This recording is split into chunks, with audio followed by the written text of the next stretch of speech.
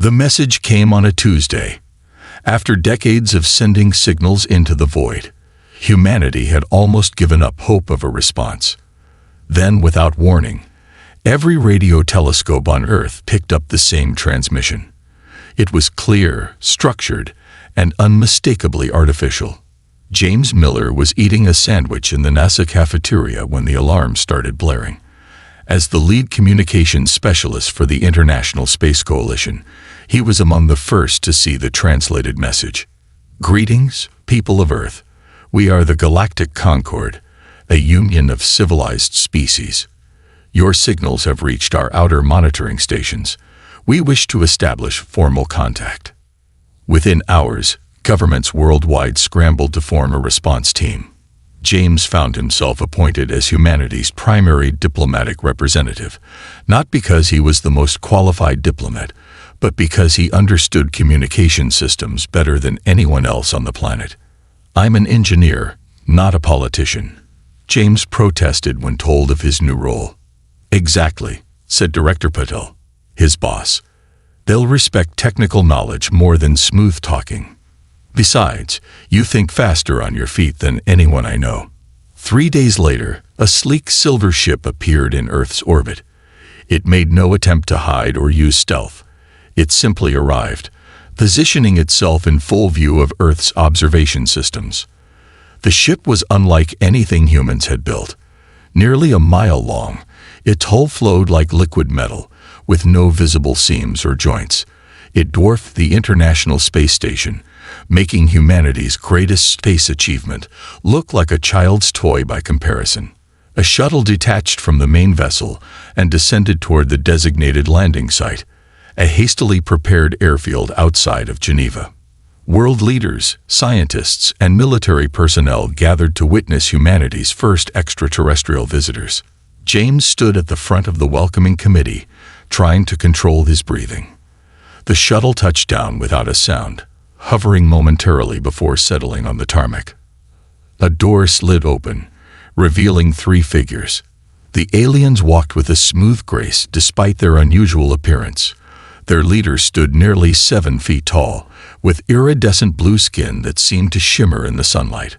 4 arms emerged from a broad torso, and a crest of fin-like appendages crowned its head. "I am Admiral Dorax," the alien said, its voice surprisingly clear and understandable through what must have been some kind of translation device. "Chief Representative of the Galactic Concord Assessment Division." James stepped forward. "James Miller, representing Earth. We welcome you to our planet." Admiral Dorax's large, multifaceted eyes studied James carefully. "Your species has achieved much in a short time. However, we have concerns about your readiness to join the wider galactic community." The following days were filled with meetings, presentations, and tours of Earth's major facilities. The aliens were polite but clearly unimpressed by much of what they saw. During a tour of NASA's Spacecraft Development Center, Admiral Dorax examined the latest deep space vessel prototype with what James was beginning to recognize as disappointment. "This is your most advanced ship?" the Admiral asked, running a 3-fingered hand along the hull. "Yes," James replied. "It's designed to reach Mars in just 30 days." Admiral Dorax made a sound that might have been a sigh. "At such speeds, you would be unable to outrun even the slowest patrol vessels of the Void Swarm." "The Void Swarm?" James asked. "One of many threats that exist beyond your solar system," Dorax explained. "They consume worlds with insufficient defenses. This is why the Concord exists. Mutual protection." That evening, in a private meeting with Earth's Security Council, the aliens were more direct. "Your planet possesses valuable resources and a strategic position," said Dorax, "but your fleet is virtually non-existent.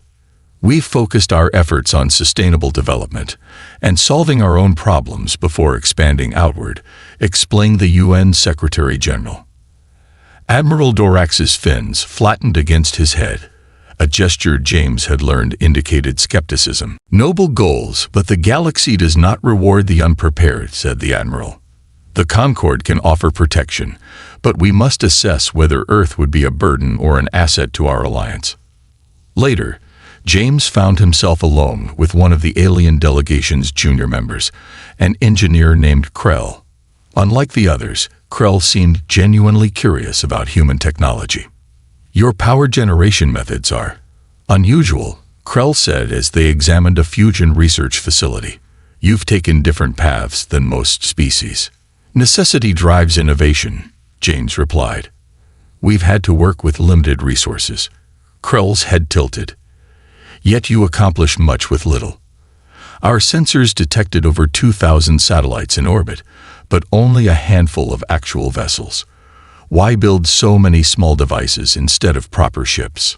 "Different purposes require different tools," James explained. "We network our systems together rather than building single large platforms." Krell seemed to consider this. "Interesting approach. Admiral Dorax will still be concerned about your defensive capabilities, however." "Why is the Concord so focused on military strength?" James asked carefully. Krell's voice lowered. "Because we have seen what happens to worlds that cannot defend themselves. The Void Swarm has consumed 17 civilizations in the past century alone. The Concord was formed after the third extinction." James felt a chill. "And you think Earth could be a target?" "All resource-rich worlds are targets," Krell replied. "And your planet has already been broadcasting its location for decades." That night, James couldn't sleep. He reviewed everything he'd learned about the Concord. They seemed benevolent, but their obsession with fleet size and military power was troubling. If Earth wanted to join the galactic community, they would need to prove their worth. The following morning, James made a proposal to Director Patel. "They're judging us by their standards, not ours," he said. "We need to show them what humans can really do." "And how do you suggest we do that?" Patel asked. James smiled. "By playing to our strengths. If they want to see our fleet, let's show them something they've never imagined." Admiral Dorax watched from the observation deck as Earth rotated slowly below. His second-in-command approached with a data tablet. "Assessment results, Admiral. Their technology is at least a century behind Concord standards. Their space vessels number fewer than 50, and none have weapons capable of repelling even a minor incursion." Dorax's fins rippled with concern. "They are so vulnerable, yet so unaware of the danger. They think their isolation protects them. Shall I prepare the protection proposal? The standard resource tribute in exchange for a defensive fleet?" Dorax considered for a moment. "Yes, but include additional cultural and technological assessments. There's something about these humans that troubles me. They lack proper ships, yet they've somehow survived and thrived. I want to understand how before we proceed." Little did the Admiral know, humanity was about to redefine what it meant to have a fleet. The Concord assessment team arrived 1 week after Admiral Dorax's initial visit. 5 alien specialists, each an expert in different fields, transported down to Earth in a smaller shuttle that gleamed like polished obsidian under the morning sun. James Miller waited for them at the newly established Interspecies Coordination Center, a repurposed convention hall in Geneva. Beside him stood Tom Reed and Anna Wilson, Earth's top scientists in propulsion physics and materials engineering. "Remember," James whispered to his colleagues, "they're looking for weakness. Don't give them any." The lead assessor, a tall alien named Vex, stepped forward. Unlike Admiral Dorax, Vex's skin was a pale green with geometric patterns that seemed to shift as he moved. "We will begin our evaluation immediately," Vex announced without preamble. "First, we must inspect your orbital defenses." James exchanged glances with Tom. "Of course, we've prepared transport to our space elevator in Ecuador." Vex's 4 eyes blinked in sequence. "Space elevator. You have functioning gravity manipulation technology." "No," Anna replied. "We use carbon nanotube cables. Simple physics." The aliens conferred quietly among themselves. James caught the word primitive several times. "We will use our own transport," Vex decided. It will be faster. The human delegation soon found themselves aboard the alien shuttle, rising through the atmosphere at a speed that made Earth's fastest rockets seem like bicycles. The curve of the planet appeared below them, blue and white, and breathtaking. "Your planet is quite beautiful," commented one of the aliens, a specialist named Mira who focused on resource assessment, "rich in water and biodiversity. Very appealing to the Void Swarm." "You keep mentioning this Void Swarm," Tom said. "What exactly are they?" Vex gestured toward a view screen, which flickered to life, showing something that resembled a massive cloud of metallic insects. "They are a collective consciousness that spreads across the galaxy. They consume worlds, strip mining them of all useful elements, and leaving lifeless husks behind." The humans watched in horror as the recording showed an orange-colored planet being swarmed, and then gradually turning gray as its resources were extracted. "This happened 3 standard cycles ago," Vex said. "The planet had minimal defenses, much like Earth." James felt a chill run down his spine. "And that's why you're so focused on our fleet capacity." "Precisely," Vex replied. "Now, please direct us to your primary defense vessels." The next few hours were uncomfortable. The assessment team visited the International Space Station, examined Earth's handful of military satellites, and reviewed plans for the Mars Defense Initiative, humanity's most ambitious space military project to date. With each inspection, the aliens' disappointment became more evident. "This is insufficient," Vex finally declared as they examined the blueprints for Earth's newest spacecraft, a vessel designed to intercept asteroids. This would not survive first contact with even a scout party from the Void Swarm. Tom Reed, who had been quiet for most of the tour, finally spoke up. "Perhaps you'd be interested in seeing our experimental propulsion lab." Vex seemed ready to dismiss the suggestion, but one of the other assessors, a technical specialist named Orion, raised a hand. "I would like to see this." At the Global Advanced Propulsion Laboratory in Switzerland, Tom led the group through security and into a massive underground facility. At the center of the main chamber sat what looked like a small metal sphere, about the size of a beach ball, surrounded by complex equipment. "What is this?" Orion asked, genuine curiosity in his voice for the first time. "We call it the gravity lens drive," Tom explained. "It creates a focused distortion in space-time, allowing for movement without traditional propulsion." "Impossible," Vex said flatly. "Your species does not have the mathematical knowledge for such technology." Tom smiled slightly. "Would you like a demonstration?" Before the aliens could respond, Tom activated a control panel. The sphere hummed softly, then vanished. A moment later, it reappeared on the other side of the room. The aliens fell silent. "How far can this device travel?" Orion asked finally. "Currently, we've tested it to the moon and back," Anna Wilson said, stepping forward. "But theoretically, there's no upper limit to the distance. The real challenge is precision targeting over longer jumps." "And how many vessels have you equipped with this technology?" Vex demanded. James interceded. "None yet. It's still experimental." Vex's skin patterns darkened. "So you have promising technology that you failed to implement in your defense systems. This confirms our concerns about your species' readiness." As they left the lab, Orion fell into step beside James. "Your approach is unusual. Most species develop standard fleet vessels before attempting such advanced physics. Humans tend to do things our own way," James replied. "Sometimes we skip steps." "Skipping steps leads to vulnerability," Vex called from ahead of them. "The Concord protocols exist for a reason." Back at the coordination center, the assessment team prepared their formal report. James and his colleagues waited anxiously in an adjoining room. "They're not impressed," Anna said quietly, "no matter what we show them." Tom nodded. "They're judging us by their standards. Fleet size, ship tonnage, weapon yields. They're missing the bigger picture." "Which is?" James asked. "That humans have never approached space the way they do," Tom replied. "We network. We adapt. We find solutions that don't require brute force." The door opened, and Vex entered with the assessment team. He carried what looked like a crystal tablet. "We have completed our evaluation," Vex announced. "Earth's defensive capabilities are severely inadequate by Concord standards. You have promising theoretical research but no practical implementation. Your orbital assets are unshielded and vulnerable." James took a deep breath. "And your recommendation?" "The Concord is prepared to offer provisional membership and protection," Vex stated, "in exchange for resource rights and technology sharing." "What kind of resources?"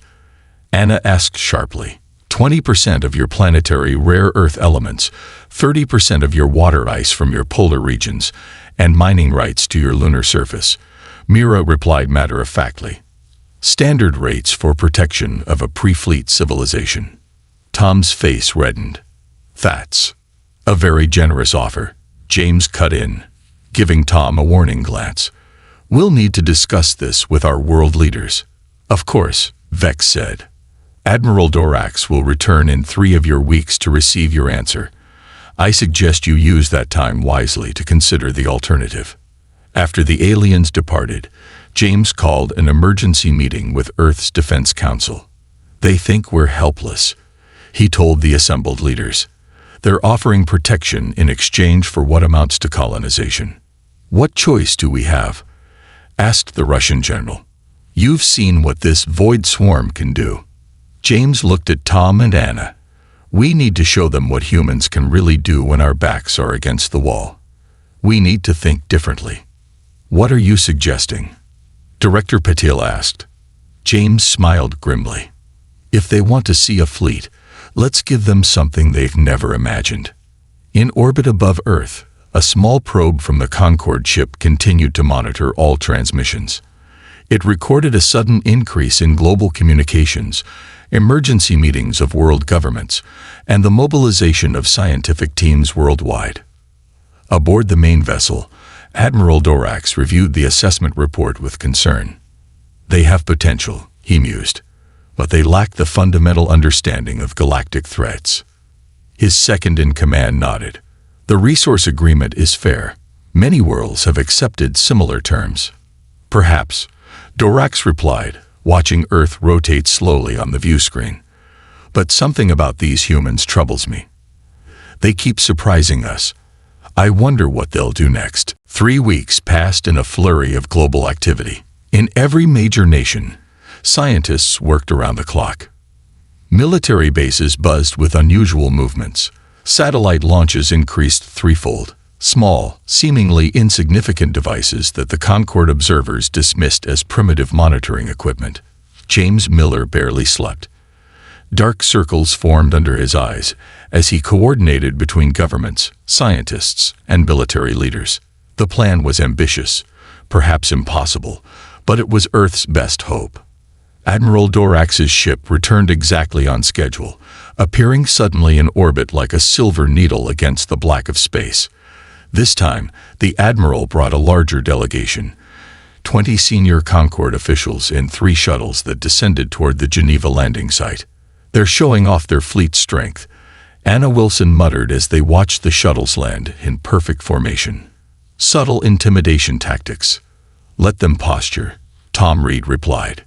"It'll make what comes next even better." James straightened his tie. "Remember the plan. Stay calm, no matter what they say." Admiral Dorax emerged from the lead shuttle, his blue skin catching the sunlight. Behind him came Vex and several new aliens of different species, representatives from the Concorde's governing council. "James Miller," Dorax said, inclining his head slightly. "We have reviewed the assessment report in detail and come to deliver the Concorde's formal proposal."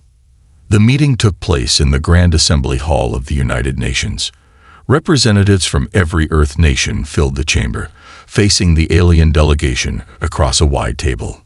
A tall, insect-like alien named Counselor Xin stepped forward, mandibles clicking as she spoke through her translator. "The Galactic Concorde has existed for 12,000 standard cycles," she began. "In that time, we have incorporated 317 worlds into our protective alliance. Each member contributes according to their abilities and receives protection according to their needs. Holographic displays activated around the room, showing images of various planets and space stations. These worlds once stood alone, as Earth does now. Sin continued. Many no longer exist. The images shifted to show barren, lifeless planets. The void swarm shows no mercy to the unprepared. The UN Secretary-General leaned forward. "We understand the threat, Counselor. What exactly are you proposing?" Admiral Dorax took over. "The Concorde will station a defensive fleet in your system, 12 capital ships and supporting vessels. In exchange, Earth will provide resources as outlined in our proposal, plus hosting rights for 3 Concorde bases on your planet and 5 in your orbital space." A murmur ran through the human delegation. "And if we decline?" asked the Secretary-General. Dorax's fins flattened against his head. "The Concorde cannot force protection on any world. But understand this. The Void Swarm is approaching this sector. Our intelligence suggests it will reach your system within 1 standard cycle, approximately 14 Earth months. Without Concorde protection, survival is unlikely." The room fell silent. James stood up. "Admiral, Counselor, respected delegates, Earth appreciates the Concorde's concern for our safety. We request 3 days to discuss your proposal among our world leaders." 3 days is acceptable, Dorax agreed, "though I must emphasize the urgency of your situation." After the aliens departed, the human delegation exploded into argument. "This is extortion," shouted the representative from India. "But what choice do we have?" countered the Brazilian delegate. "You saw what happened to those other worlds." "The resource demands would cripple our economies," added the European Union representative. "And the bases on Earth. They're essentially asking for military occupation." The debate raged for hours, with no clear consensus emerging. Finally, James asked for silence. "We have another option," he said quietly. "Over the past 3 weeks, Tom Reed and Anna Wilson have been coordinating a global scientific effort. I believe they have something to show us." Tom activated a holographic display at the center of the room. "The Concorde is judging us by their standards. Massive ships, conventional weapons. But that's never been humanity's strength. We adapt. We innovate. We find unexpected solutions." The display showed a network of satellites, thousands of them, far more than Earth currently had in orbit. "This is our proposed planetary defense network," Anna explained. "Using modified versions of Tom's gravity lens technology, we can create a shield around Earth that no conventional fleet could penetrate." "How is this possible?" asked the Chinese representative. "The technology is still experimental." "It was," Tom said with a small smile, "until we had the motivation to perfect it. The equations work. The miniaturization is possible. We've successfully tested a prototype that protected a 10-kilometer area, and we can scale this up to protect an entire planet." The skepticism in the Secretary-General's voice was clear. "We can," Anna confirmed, "but we'll need resources from every nation, and we'll need to repurpose most of our existing satellites." "How long would this take?" asked the U.S. President. James looked grave. 3 months for the basic network, 6 for full coverage. "The Concorde gives us 3 days to decide," reminded the Russian president. "Then we give them an answer they don't expect," James replied. "We tell them we need 3 months to prepare for their protection, while we actually build our own solution." The Secretary-General looked troubled. "You're suggesting we deceive the Concorde." "I'm suggesting we buy time," James corrected. "If our system works, we can negotiate as equals, not as suppliants. If it fails, their offer will still stand." After hours of further debate, the world leaders reached a consensus. They would pursue Earth's own defense system while delaying the Concorde. 3 days later, Admiral Dorax and the Concorde delegation returned for Earth's answer. The Secretary-General addressed them formally. "The nations of Earth have carefully considered your proposal. We are grateful for the Concorde's concern for our safety. Dorax's posture straightened, anticipating acceptance. However, the Secretary General continued, "We require 3 months to prepare our world for your protection. We must relocate certain facilities, adjust our resource production, and prepare our people for this significant change." Admiral Dorax's fins rippled with surprise. 3 months is an unusual request. The standard integration period is 1 week. Earth is not a standard world, James interjected smoothly. Our political systems require time for proper implementation.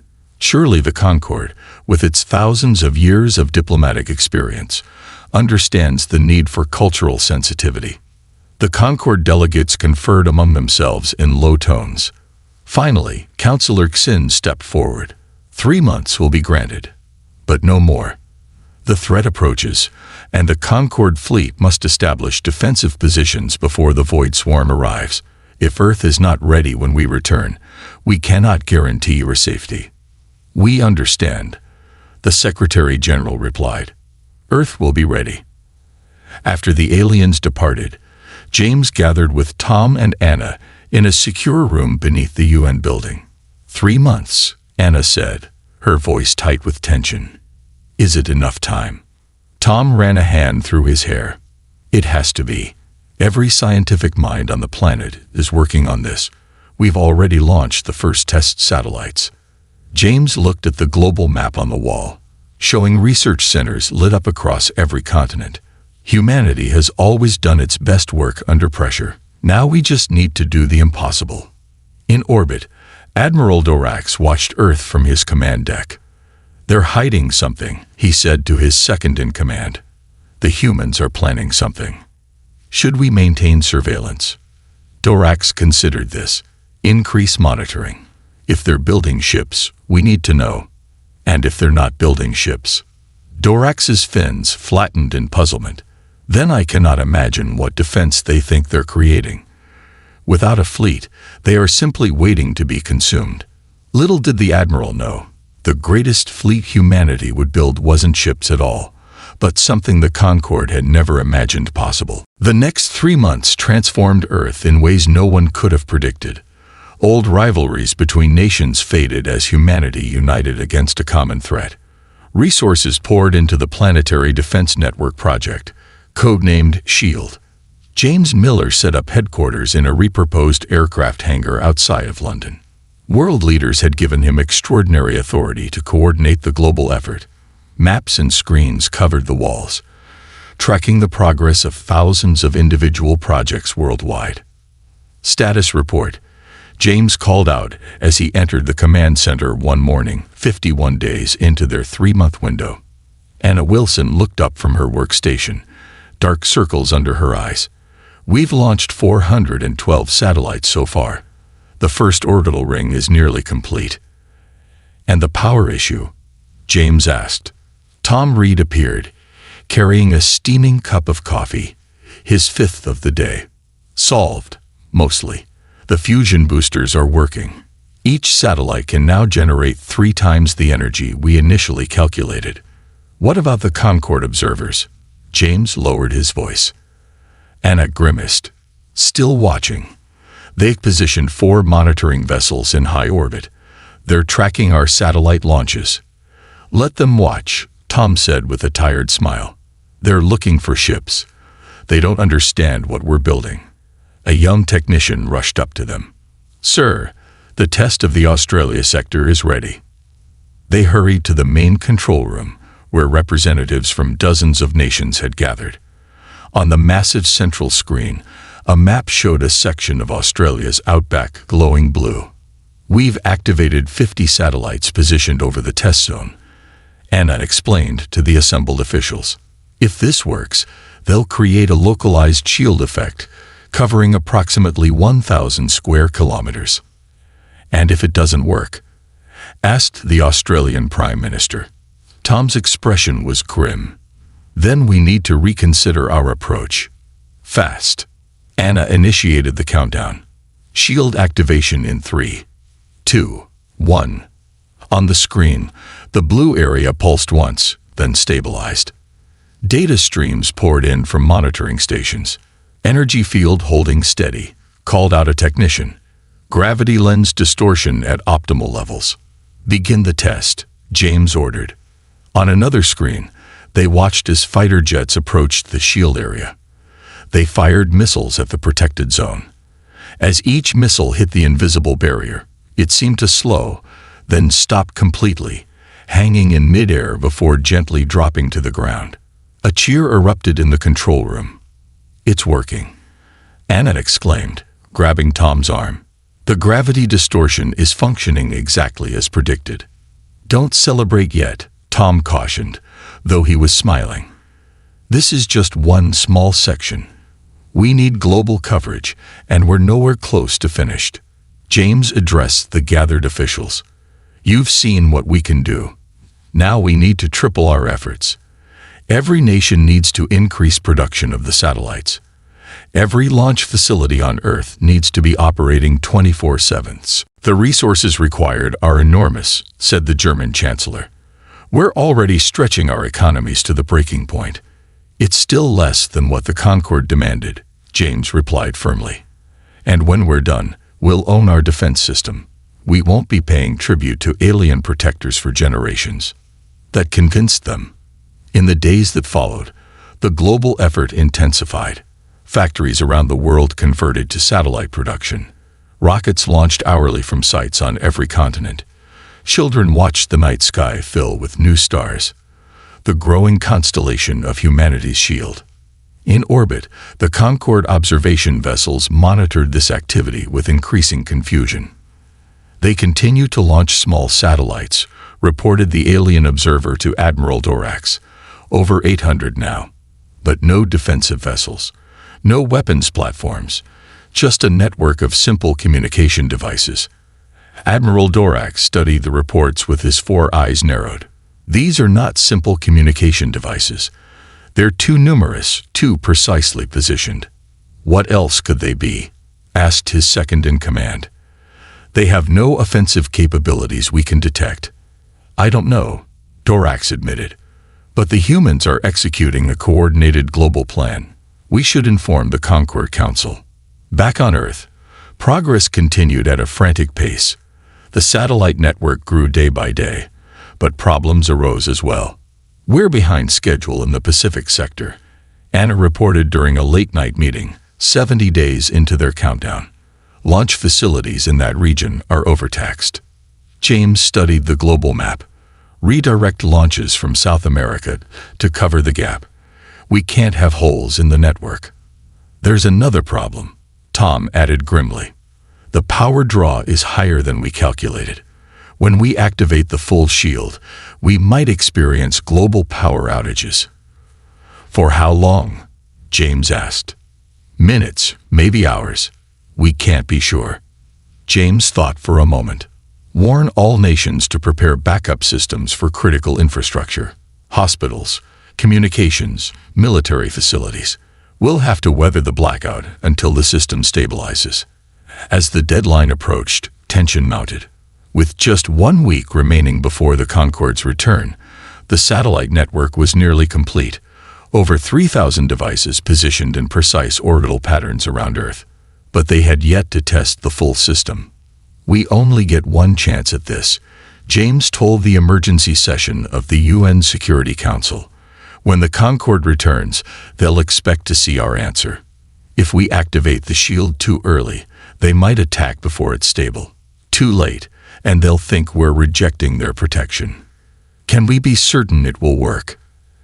asked the Secretary General. James looked at Tom and Anna, who exchanged glances. "No," Tom answered honestly. "The math works. The small-scale tests worked. But a planetary shield has never been attempted before. There are variables we can't predict. What we can promise," Anna added, "is that it's our best chance. If we surrender to the Concorde, we lose our autonomy forever. This way, we control our own fate." The Council voted unanimously to proceed. On the final day before the Concorde's scheduled return, Earth made its preparations. Hospitals switched to backup power. Military forces went on high alert, And in the SHIELD command center, James, Tom, and Anna made their final checks. All satellites report ready, Anna confirmed, her voice tense. Network integrity at 98.7%. Tom looked up from his calculations. It's as good as it's going to get. The remaining gaps are small enough that the field should bridge them. James took a deep breath and looked at the countdown clock. 12 hours until the Concorde's return. Begin the activation sequence, he ordered. Let's show the galaxy what humans can do. In orbit, Admiral Dorax's flagship appeared with perfect timing, accompanied by a fleet of 12 massive warships. As they approached Earth, the Admiral observed the planet with growing confusion. Where are their defenses? He asked. I see no fleet, no orbital weapons platforms, just this strange network of satellites. His tactical officer suddenly straightened. Admiral, we're detecting unusual energy readings from those satellites. There. A ripple of blue light spread across Earth's atmosphere, starting at the North Pole and racing toward the equator. As the Concorde fleet watched in astonishment, the entire planet seemed to shimmer for a moment before being enveloped in a translucent, iridescent shell. What is this? Dorax whispered, his fins extended in surprise.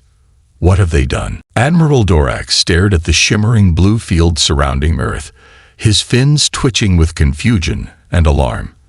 Around him, the Concorde fleet hung in space, 12 massive warships built to protect planets from the most dangerous threat in the galaxy. Yet now, they faced something entirely unexpected. Analysis, Dorax demanded, his voice sharp. His science officer worked frantically at the control panel. It appears to be some kind of energy field generated by their satellite network. The field is distorting space-time around the planet. Can our weapons penetrate it? The tactical officer ran simulations. Unknown, Admiral. We have no record of this technology in our database. Dorax's second-in-command leaned closer. Should we consider this a hostile action? They've created a barrier without Concorde approval. The Admiral was silent for a moment, studying the blue sphere that Earth had become. No, this is interesting. Open a communication channel. On Earth, in the SHIELD command center, alarms sounded as the Concorde fleet appeared in orbit. SHIELD holding at 94% capacity, Anna reported, her fingers flying over the controls. Power drain is significant, but within acceptable parameters. Global blackouts reported across non-essential systems, added a technician. Emergency backups functioning as planned. James Miller stood before the main screen, watching the alien ships. They're not attacking. That's something. The communication system chimed. Incoming transmission from the Concorde flagship. Put it through, James ordered. Admiral Dorax's face appeared on the screen, his expression unreadable to human eyes. James Miller, the Admiral said evenly. It seems Earth has been productive during our absence. James straightened his shoulders. Admiral Dorax, welcome back. As you can see, we've developed our own approach to planetary defense. So I observe, Dorax replied. An unusual solution. The Concorde records show no similar defensive system in the known galaxy. We're creative that way, James said with a small smile. Indeed. The Admiral's fins rippled slightly. However, this barrier remains untested against actual threats. The Concorde offer of protection still stands. Before James could respond, another alarm blared through the command center. Multiple jump signatures detected, shouted the sensor operator. Large vessels appearing at the edge of the solar system. The screen split to show a new image, a swarm of dark, insect-like ships emerging from what looked like tears in space. There were hundreds of them, perhaps thousands. The void swarm, Anna whispered, her face pale. They're early. Admiral Dorax's image showed he was receiving the same information. It seems the Concorde intelligence was incorrect about the swarm's timeline. They are here now. On the screen, the swarm of ships began moving toward Earth with frightening speed. Your shield is untested. Dorax continued urgently. Allow the Concorde fleet to take defensive positions. This is no longer a negotiation. It is survival. James looked at Tom and Anna, then at the approaching swarm. Making a decision, he turned back to the screen. Admiral, we welcome the Concorde's assistance, but we will rely on our shield as the primary defense. Position your vessels behind our protective barrier. Dorax's eyes widened. You expect us to trust an untested defense system. We do, James replied firmly, and we're about to show you why. The Admiral hesitated, then nodded sharply. Very well. The Concorde fleet will hold position and observe, but we stand ready to engage if your shield fails. As the communication ended, Tom moved next to James. Bold move. Let's hope it works. Activate secondary systems, James ordered. Prepare drone deployment. Throughout the 3 months of building the shield, humanity had been working on another secret project.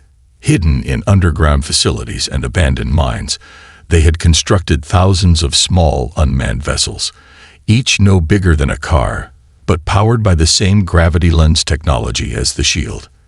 Drone swarm ready for deployment, reported the military coordinator. Launch bays opening worldwide. On screens around the room, they watched as the void swarm approached, a dark cloud against the stars, moving with singular purpose toward the resource-rich planet. They're testing the shield, Anna said, monitoring the energy readings, probing for weaknesses. The first void swarm ships reached the blue barrier and immediately fired energy weapons. The shield rippled but held, absorbing the attacks. Shield integrity holding at 91%. Anna reported. The gravity distortion is working. Their weapons are being dissipated. More and more swarm ships arrived, concentrating their fire on different sections of the shield. The blue barrier flickered in spots but continued to hold. They're surrounding the planet, Tom observed. Looking for a weak point. James nodded grimly. Time to show them our second surprise. Launch the drones. Across Earth, hidden bay doors opened in mountains, deserts, and beneath the oceans. Thousands of small, sleek vessels rose into the sky, punching through the shield via carefully calculated exit points. In orbit, Admiral Dorax watched in astonishment as Earth seemed to sprout its own swarm. Thousands of tiny ships emerging from the planet's surface. What are those? His tactical officer asked in amazement. I believe, Dorax said slowly, that Earth has a fleet after all. The human drones engaged the void swarm with devastating efficiency. Unlike conventional vessels, they used miniaturized gravity lens technology to create localized distortions in space. Enemy ships found themselves suddenly slowed, their weapons firing at targets that seemed to shift position instantly. Drone performance exceeding expectations, reported the military coordinator. Swarm ships unable to compensate for the gravity shifts. On the main screen, they watched as the human drones darted between the larger enemy vessels. The void swarm, accustomed to overwhelming planets with sheer numbers, found itself outmaneuvered. They're retreating from Sector 7, Anna called out. The drones are herding them away from the shield weak points. Hour after hour, the battle continued. The shield flickered but held. The drones, coordinated by Earth's combined military AI systems, adapted to each swarm tactic. When a drone was destroyed, 2 more took its place. Finally, after nearly 10 hours of continuous fighting, the void swarm began to withdraw. Ship after ship jumped away until only scattered remnants remained, quickly mopped up by the drone forces. In the shield command center, exhausted staff looked at each other in disbelief. We did it, Tom said quietly. The shield held, and the drones performed beyond all projections, Anna added, checking the final statistics. We lost only 22% of our forces. James allowed himself a smile. Now for the diplomatic part. Admiral Dorax requested permission to enter Earth's atmosphere with a small delegation.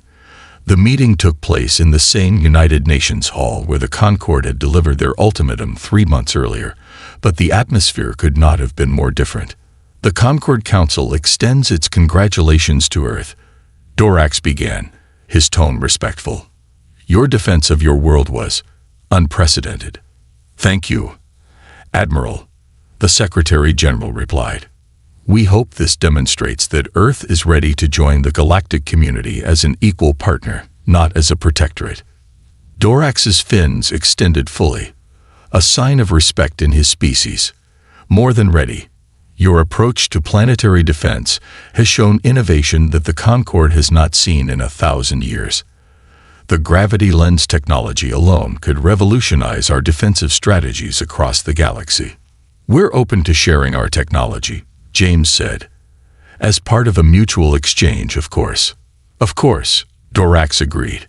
The Concord would like to propose a new arrangement, full membership with technology sharing in both directions. No resource tributes. No military occupation. A true alliance. The Secretary General smiled. That sounds like a much better starting point for negotiations. Later, as the formal meetings continued, James found himself alone with Admiral Dorax in a quiet corner of the building. I must ask, Dorax said, his voice low, why did you not tell us what you were building? We might have helped. James looked thoughtful. Would you have believed us, or would you have seen it as a desperate attempt to avoid your protection? Dorax's fins rippled in what James now recognized as amusement. Perhaps you are right.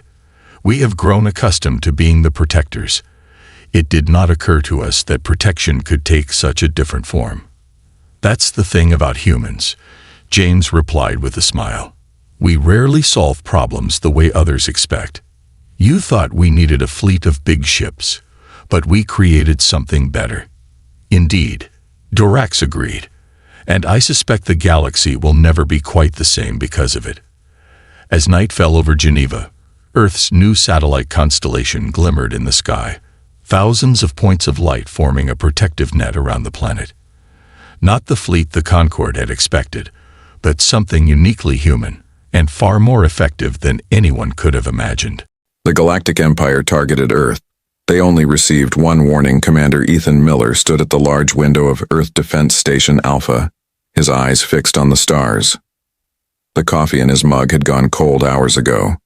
For 3 days straight, he had barely left this spot. 3 days since the massive alien ship had appeared at the edge of their solar system. Any changes? Asked a voice behind him.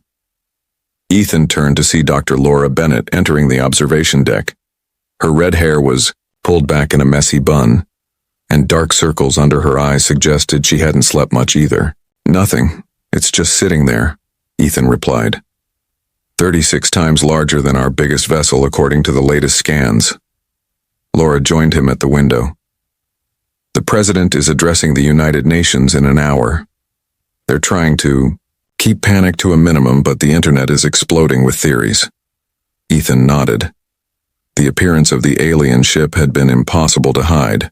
Amateur astronomers had spotted it almost immediately, and within hours every news outlet on the planet was covering the story. What do you think they want? Laura asked, her voice barely above a whisper. Before Ethan could answer, his communication device beeped urgently.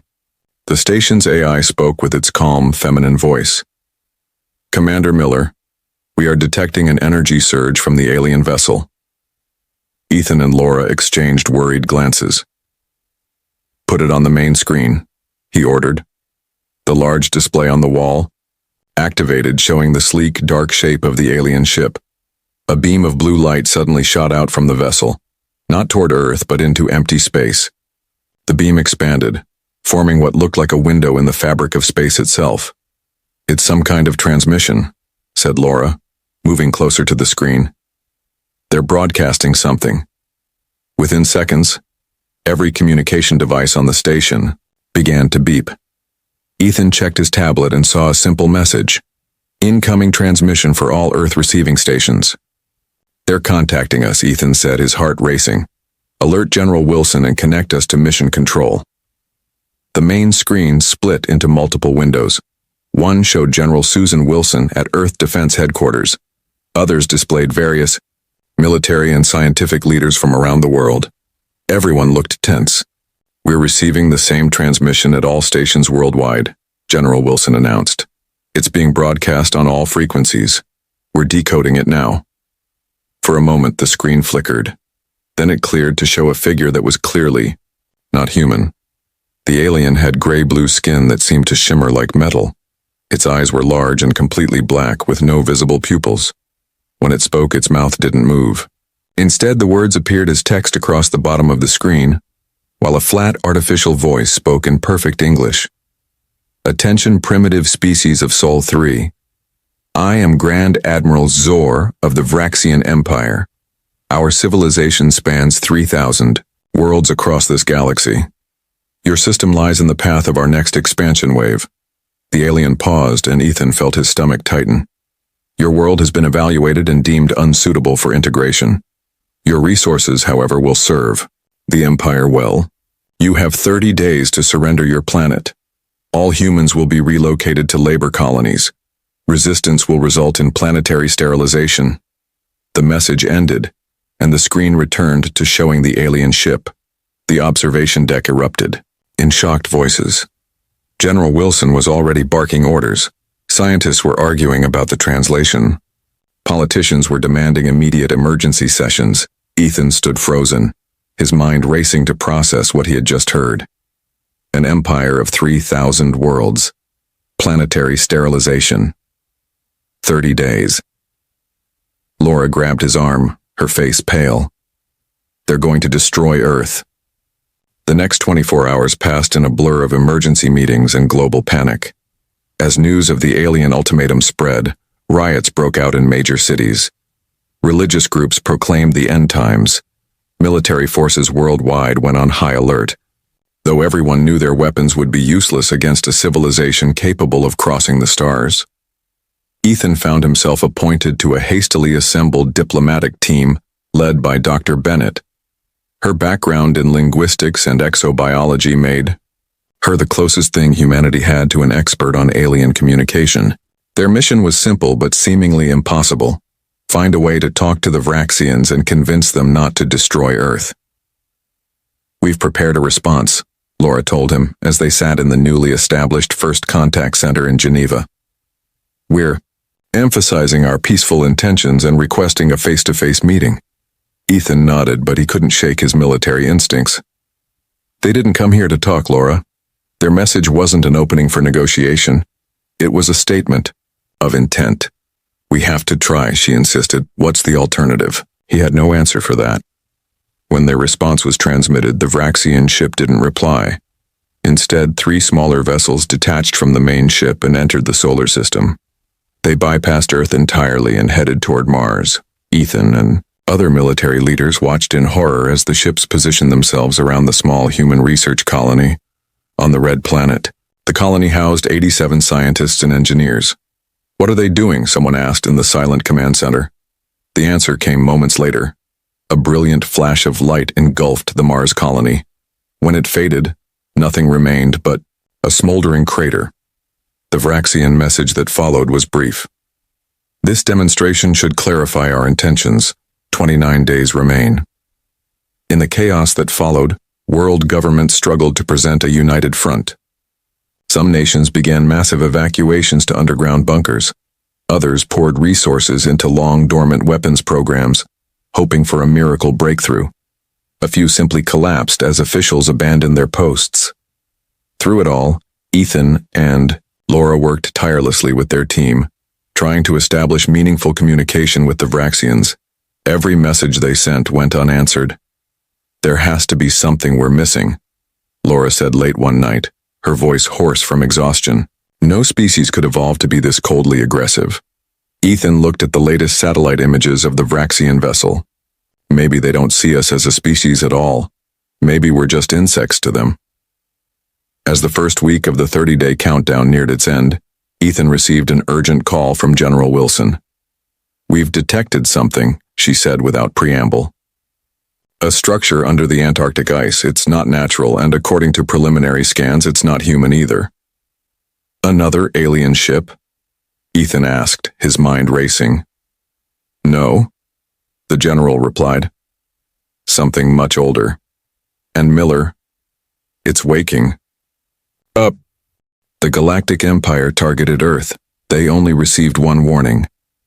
Kate Harris pulled her thick coat tighter as the wind howled outside the research facility. The Antarctic cold was brutal, but that wasn't what kept her awake at night. It was what they had found beneath the ice. For 5 years she had been stationed at this remote outpost, studying what everyone thought was just an unusual rock formation. 2 weeks ago, everything changed when their ground-penetrating radar revealed a massive structure buried nearly a mile below the surface. "Any luck with the new scans?" asked Dr. Alan Pierce as he entered the small lab, carrying 2 steaming cups of coffee. Kate accepted one gratefully. "Yes, and it doesn't make sense. The structure appears to be powering up on its own. Energy readings have doubled since yesterday." Alan set his cup down and looked at the monitors. The 3D model of the underground structure glowed with points of increasing activity. "It's like it's responding to something," he murmured. Kate nodded. "The timing can't be coincidence. This thing sat dormant for who knows how long, and now it's waking up exactly when aliens appear." A heavy knock on the door interrupted them. Kate opened it to find a group of people in military cold-weather gear. At the front stood a man and woman she didn't recognize. "Kate Harris?" the man asked. "I'm Commander Ethan Miller, Earth Defense Force. This is Dr. Laura Bennett." Kate stepped back, allowing them inside. "How did you find out about—" "General Wilson sent us," Laura explained. "Your discovery might be our only hope." Within an hour, Kate and Alan had briefed the newcomers on everything they knew about the structure. The facility had originally been built to study climate patterns, but Kate's team had been secretly reassigned when the first unusual readings emerged 5 years ago. "We managed to create a narrow access shaft last year," Kate explained, leading them to an elevator. "It only gives us entry to a small section, but it's enough to confirm this isn't human technology." The elevator descended slowly into the darkness. When the doors opened, they stepped into a carved ice tunnel reinforced with metal supports. At the end was a sealed doorway made of a material that looked like brushed steel, but was lighter than aluminum. "We've never been able to open it," Alan said. "No amount of force works." Ethan approached the door cautiously. "Have you tried since the alien ship arrived?" Kate and Alan exchanged glances. "No," Kate admitted. "We've been focused on the energy readings." Laura stepped forward, examining strange symbols etched into the door's surface. "These markings, and they're not random. It's a language." As Laura reached out to touch one of the symbols, the door suddenly hummed to life. The markings began to glow with a soft blue light. "What did you do?" Alan asked, startled.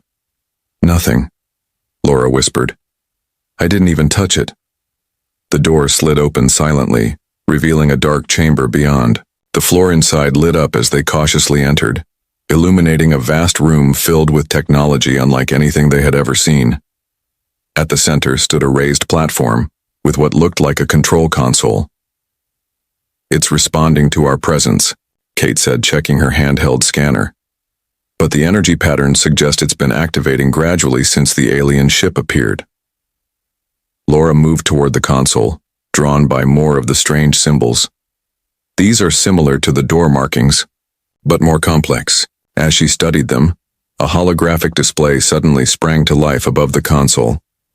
It showed a 3-dimensional star map, with one point pulsing brightly. "That's our solar system," Alan said, pointing to the pulsing light. The hologram shifted, zooming in to show Earth and then the position of the Vraxian ship.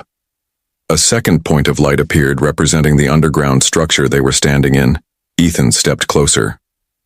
"It's showing us where we are in relation to the threat." The hologram changed again, this time showing different scenes that appeared to be historical records.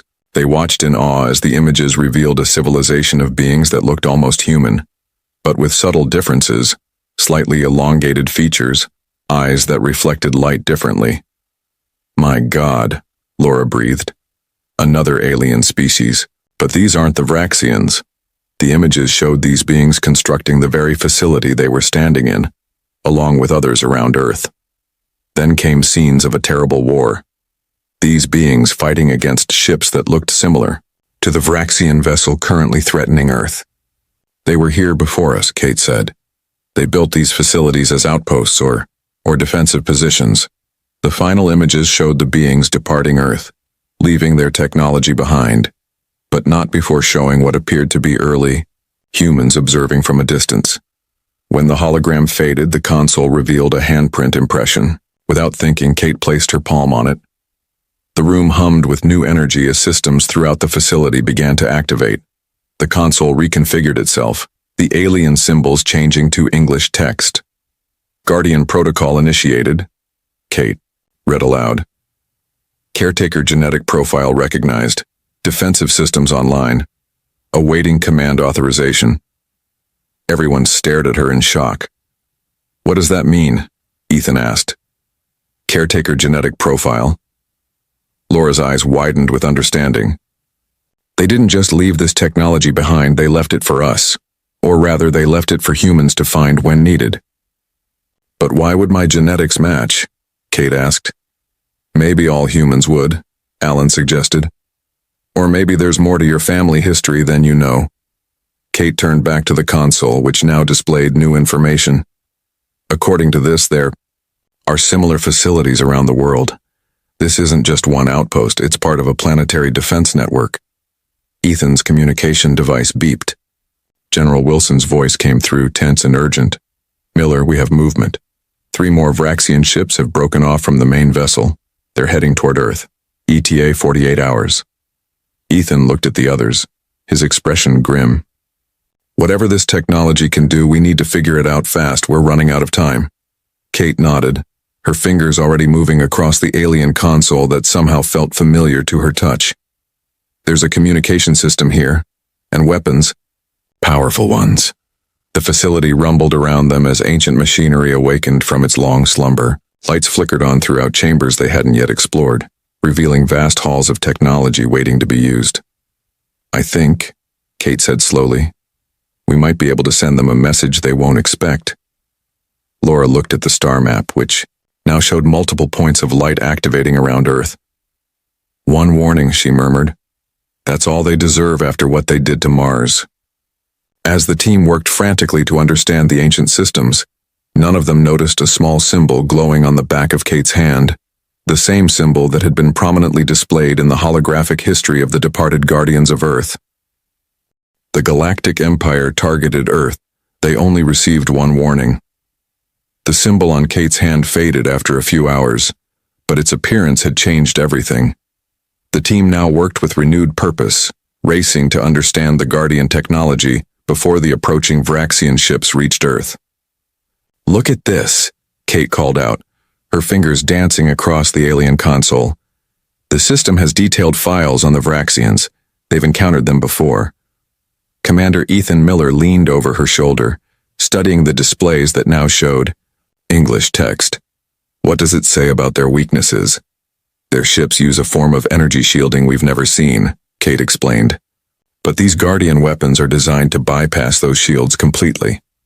Across the room, Laura Bennett and Alan Pierce worked on understanding the communication system. Laura's linguistic skills proved valuable as she deciphered the Guardian. Interface logic. I think I've got it, Laura said, excitement in her voice. This system can broadcast across vast distances. It uses some kind of subspace frequency the Vraxians won't expect. General Wilson's face appeared on their communication screen. We've detected more movement. 5 additional Vraxian ships have broken formation. They're spreading out to surround Earth. Ethan nodded grimly. They're preparing for an attack. How much time do we have? 24 hours at most, the general replied. Please tell me you have something. Kate stood up from the console. We do. We can activate a planetary shield system and weapons platforms the Guardians left in orbit. They've been there all along, disguised as asteroids and space debris. And we have a message to send, Laura added. One they'll understand. The general's expression showed both hope and doubt. Do it. I'll coordinate with world leaders to prepare for whatever happens next. After the communication ended, Ethan turned to Kate. Are you sure you can control these systems? Kate looked down at her hand where the symbol had appeared. Yes, it's strange, but it feels like I've done this before. Like the knowledge was always there, just waiting.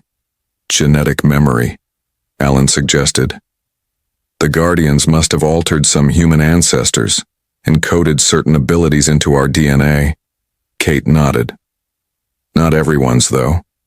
The console only responded to me.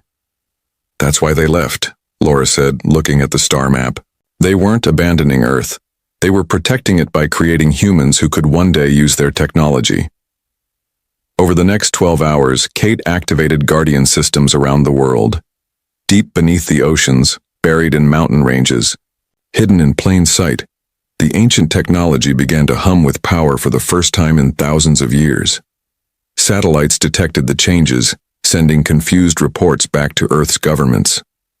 The energy readings were off the charts, but strangely, the Vraxians didn't seem to notice.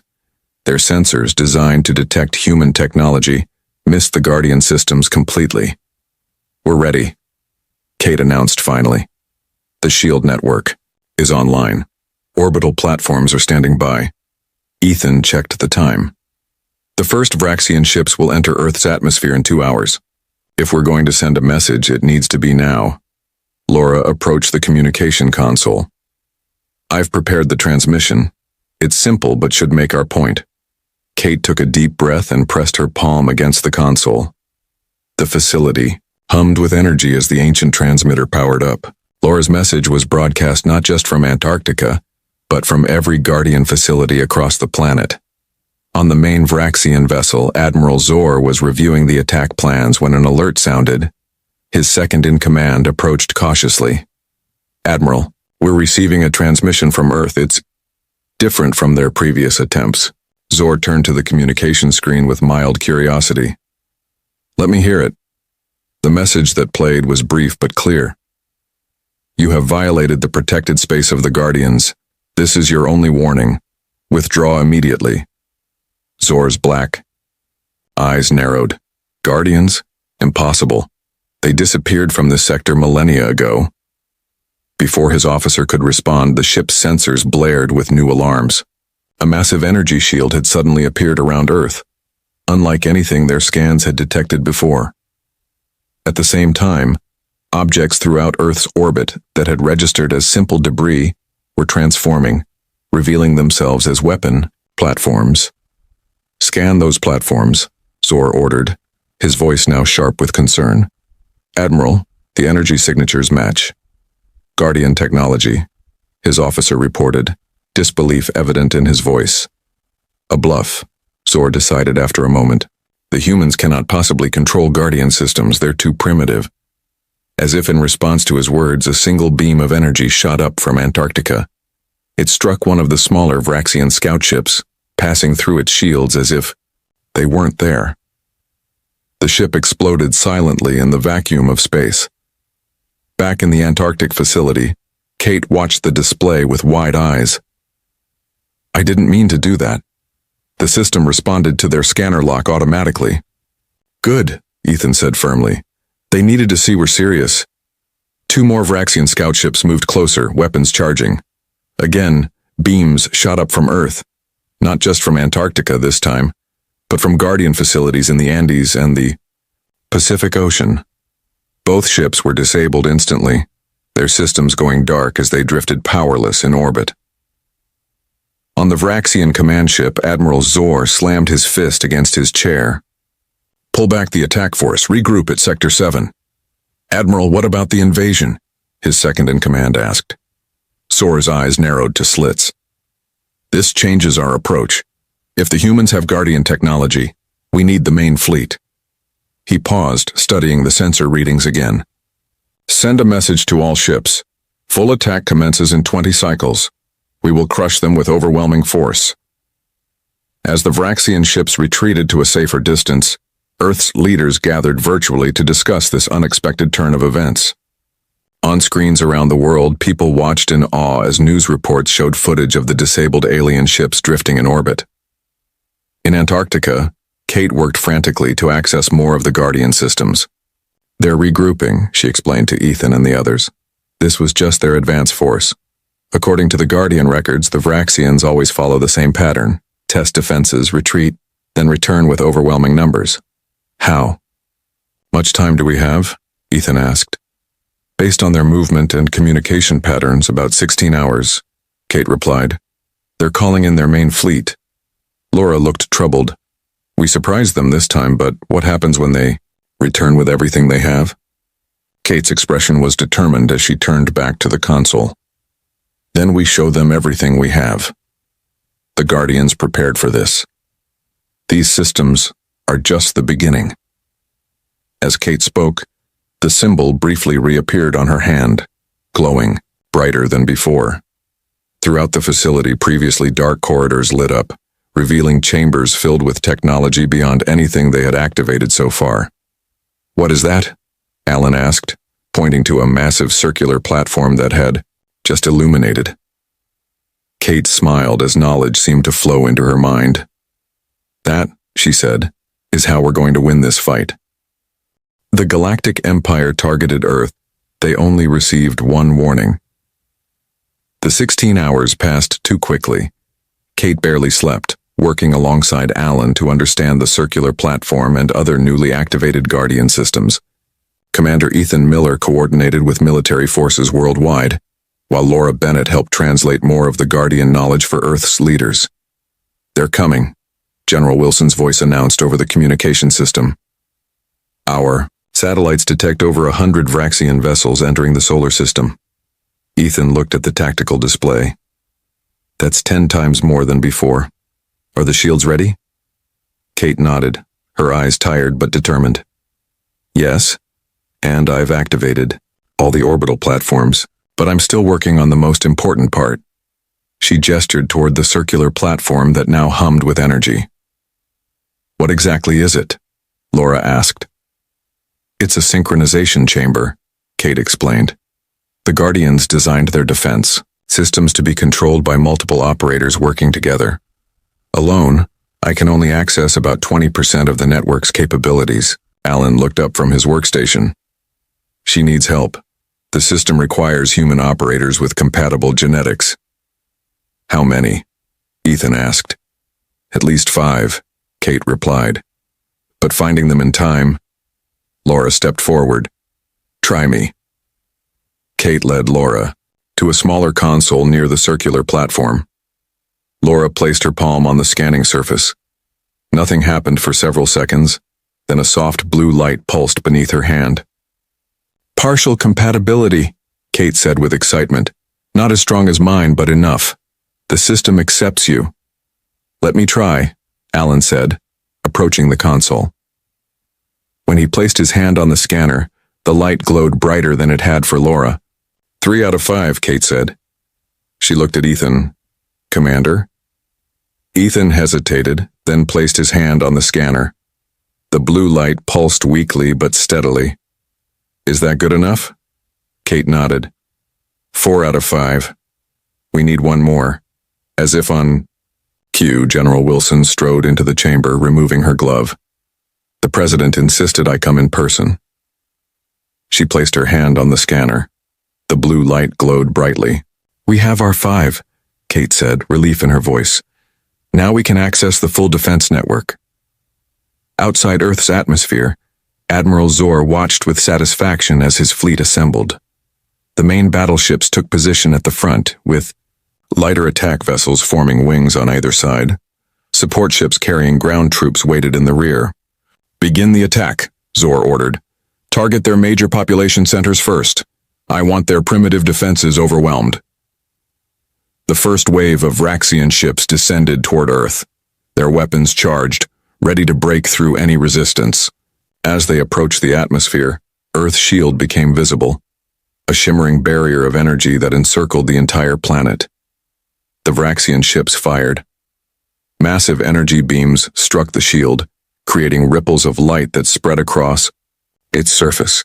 But the barrier held. In the Antarctic facility, Kate and the others stood on the circular platform, each person positioned at one of 5 stations around its edge.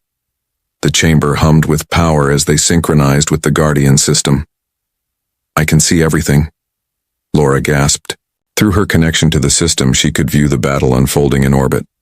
Focus, Kate instructed. Each of us controls different aspects of the defense network. General Wilson, you have weapons. Commander Miller, shields. Allen, sensors. Laura, communications. I'll coordinate everything. The symbol that had appeared on Kate's hand now showed on all 5 of them, glowing through their skin. As they worked together, the Guardian technology responded with increasing power. Above Earth, the Vraxian ships continued their assault on the shield. After several minutes of continuous fire, a section began to weaken. Shield breach imminent. In Sector 4, Ethan reported, his voice strangely calm despite the strain showing on his face. Redirecting power, Kate responded. Throughout the planet, Guardian facilities diverted energy to strengthen the weakening shield section. The Vraxians, sensing the vulnerability, concentrated their fire on that spot. General, target the lead. Ships, Kate instructed. General Wilson nodded, her eyes closed in concentration. Orbital weapon platforms swiveled toward the attacking Vraxian vessels. Beams of golden energy shot forth, slicing through Vraxian shields and cutting 3 battleships in half. Admiral Zor snarled as the reports came in. Impossible! How are they doing this? He turned to his second-in-command. Change tactics. Full spread attack. All weapons. All ships. The Vraxian fleet spread out, surrounding Earth completely. They fired simultaneously, their combined power straining the planetary shield to its limits. We can't hold them all off, Ethan warned, sweat beading on his forehead. Kate's expression was intense. We don't have to. Allen, scan for their command ship. Allen directed the Guardian sensors, searching through the Vraxian fleet. Found it. The largest vessel holding position behind their main attack force. General, can you target it? Kate asked. General Wilson shook her head. Not directly. Too many ships in the way. Then we use the pulse, Kate decided. Everyone, channel your energy to me. The others didn't question her, somehow understanding what she needed through their connection to the Guardian system. Power flowed from their stations to Kate's. The entire chamber glowed with blinding light. Above them, the ice melted as energy shot upward from the facility. Similar beams rose from Guardian installations around the world, from beneath the Pacific Ocean, from the mountains of Asia, from the depths of the Amazon rainforest. The beams converged in orbit, forming a sphere of pure energy. Inside the Vraxian command ship, alarms blared. Unknown energy buildup detected, an officer reported to Admiral Zor. Evasive action, Zor commanded, but it was too late. The energy sphere pulsed once, sending out a wave that passed through the Vraxian fleet. Ships that were directly attacking Earth suddenly lost power, their systems completely disabled. The wave continued outward, selective in its targets, passing harmlessly through Earth satellites but shutting down one Vraxian vessel after another. When it reached the command ship, Admiral Zor could only watch in stunned silence as his vessel's lights flickered and died. Emergency systems kept basic life support functioning, but weapons, shields, and engines were offline. In the Antarctic facility, Kate and the others slumped with exhaustion as they disengaged from the system. Did we get them all? Laura asked, her voice weak. Kate checked the display. Most of them. Their main attack forces disabled, including their command ship. But not destroyed, Ethan noted. That wasn't the goal, Kate replied. We needed to show them our strength, not annihilate them. General Wilson nodded approvingly. Smart. Killing them all would only bring more Vraxians seeking revenge. A signal chimed on the communication console. Incoming transmission, Laura announced, from the Vraxian command ship. They gathered around the screen as Admiral Zor's face appeared. His expression was a mixture of rage and grudging respect. How did primitive humans acquire Guardian technology? He demanded. Kate stepped forward. We are under their protection. This planet is off limits to the Vraxian Empire. You received your warning. There will not be another. Zor's black eyes narrowed. This is not over. Actually, Kate replied, it is. Look outside your ship. The transmission ended, but the team could imagine Zor's reaction as he witnessed what had just appeared in Earth's orbit. The circular platform had been more than just a control system. It was also a beacon, and the Guardians had answered the call. The Galactic Empire targeted Earth. They only received one warning. Massive wormholes opened throughout Earth's solar system. Through these swirling portals came ships of incredible design, sleek vessels that seemed to be made of light and metal combined. They moved with impossible grace, quickly surrounding the disabled Vraxian fleet. In the Antarctic facility, Kate and the others watched in awe as the Guardian ships arrived. "There are hundreds of them," Laura whispered, staring at the display. "And they're much larger than the Vraxian vessels." "The beacon worked," Kate said, a mixture of relief and wonder in her voice. "The Guardians have returned." A new signal appeared on their communication console. This one was different from any they had seen before, pulsing with colors rather than sound. "They're contacting us," Kate said. She placed her hand on the console, the symbol on her skin glowing brightly in response. The chamber filled with light, and a figure materialized before them. It stood 7 feet tall with silvery skin and eyes that shifted color like opals. Its features were similar to a human's, but more refined, almost luminous. When it spoke, its voice resonated not just in their ears but in their minds. "We have come as promised," the Guardian said.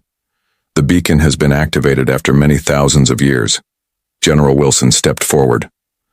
"On behalf of Earth, we thank you for your assistance against the Vraxian threat." The Guardian turned its gaze to her. "We did not come merely to assist, we came to welcome." "Welcome?" Ethan asked. "Yes." The Guardian looked at each of them in turn, pausing longest on Kate. "Long ago, when our kind faced the first Vraxian expansion, we knew we could not maintain watch over all our protected worlds. We needed caretakers who could eventually join us." "You created us?" Alan asked. The Guardian made a gesture that seemed like both yes and no. "We found promising species on many worlds. On Earth, we guided your early evolution, adding certain traits, curiosity, adaptability, and the genetic keys to our technology." Kate held up her hand where the symbol still glowed. "Is that why this appeared?" "It is the mark of compatibility," the Guardian confirmed. "Not all humans carry enough of the sequence to activate our systems. Those who do were meant to lead when the time came." Outside the facility, around the world, people watched in wonder as Guardian ships descended into the atmosphere, hovering over major cities. They made no aggressive moves, simply observing. In orbit, the Guardian flagship approached the Vraxian command vessel. Admiral Zor watched with cold fury as his ship was enveloped in a tractor beam. A Guardian appeared on his bridge, causing Vraxian officers to draw weapons. "Lower your weapons," the Guardian said. "They will not function in my presence." Zor stood from his command chair. So the legends were true. The Guardians still exist. "We have always existed," the Guardian replied. "And you were warned never to approach this sector again. Your ancestors signed a treaty after their defeat." "Treaties expire," Zor snarled. "Not this one." The Guardian's voice grew colder. "Your fleet is disabled. You will be escorted back to your territory. The message to your empire will be clear. Earth and all worlds under our protection remain forbidden to you." The Guardian turned to leave, then paused. "You were warned once. There will not be a second warning." Back in Antarctica, the Guardian was explaining more to Kate and the others. "The circular platform is more than a beacon or control system," it said. "It is also a teaching tool. Through it, compatible humans can access our knowledge, our history, and our technology." "Why now?" Laura asked. "Why not reveal yourselves to us earlier?" "Your species needed to develop on its own," the Guardian replied. "We watched, we guided. Subtly, but direct intervention would have changed your natural path. The Vraxian threat simply accelerated our timeline." The Guardian moved to the center of the chamber, touching various controls. New rooms opened around them, revealing technology beyond imagination. "Now begins the next phase," it said. "Selected humans will train with us, learning to use these tools properly. In time, Earth will take its place among the Guardian worlds." In the days that followed, Guardian ships remained in Earth's orbit, a protective fleet ensuring no further Vraxian attempts at invasion. The disabled Vraxian vessels were escorted away, back toward their own territory. World leaders gathered in Geneva to meet with Guardian representatives. At first, there was fear and suspicion, but these feelings gradually gave way to curiosity and hope. The Guardians offered knowledge and protection, asking only for partnership in return. Kate, Laura, Alan, Commander Miller, and General Wilson became Earth's first official representatives to the Guardian Council. Their genetic compatibility and experience with Guardian technology made them natural choices. 1 month after the Vraxian retreat, Kate stood on a Guardian vessel, looking down at Earth through a viewport. "It's beautiful from up here," Laura said, joining her. Kate nodded. "And worth protecting." Ethan approached them, holding a data tablet. "The Guardian education program is ready. The first 1,000 human candidates have been identified, all with varying degrees of genetic compatibility." "How are people taking the news?" Kate asked. "About our guided evolution?" "Better than you might expect," Alan replied, entering with General Wilson. "Most see it as a form of distant ancestry rather than creation or interference." The Guardian who had first appeared to them in Antarctica entered the chamber. They had learned its name was Narration, a Guardian elder who had helped establish the Earth outpost millennia ago. "The Vraxian Empire has sent formal acknowledgement of Earth's protected status," Narration announced. "They will not trouble this world again." "And if other threats come?" General Wilson asked. "That is why we have returned," Narration replied. "To prepare you. Humanity was never meant to be merely a caretaker species. You were being groomed as the next generation of Guardians." Kate looked at the symbol on her hand, which had become permanent, a silvery mark that seemed to shift in the light. "What exactly does being a Guardian mean?" she asked. Nellarain's eyes shimmered with colors. "It means protecting those who cannot protect themselves. It means guiding without controlling. And it means standing as a bulwark against those who would conquer or destroy." The elder Guardian moved to the viewport, gazing out at the stars. "There are many worlds like Earth throughout the galaxy. Some have advanced technology, others are still developing. All need protection from empires like the Vraxians." "And Earth will help protect them?" Laura asked. "In time," Narration confirmed. "Already, your people show remarkable aptitude for Guardian technology. Your adaptability is your greatest strength." As Earth began its journey into a much larger galactic community, the story of the Vraxian retreat spread among the stars. It grew into a legend that would echo across the cosmos, a warning to any who might threaten Guardian worlds. When Earth issues a warning, you only get one.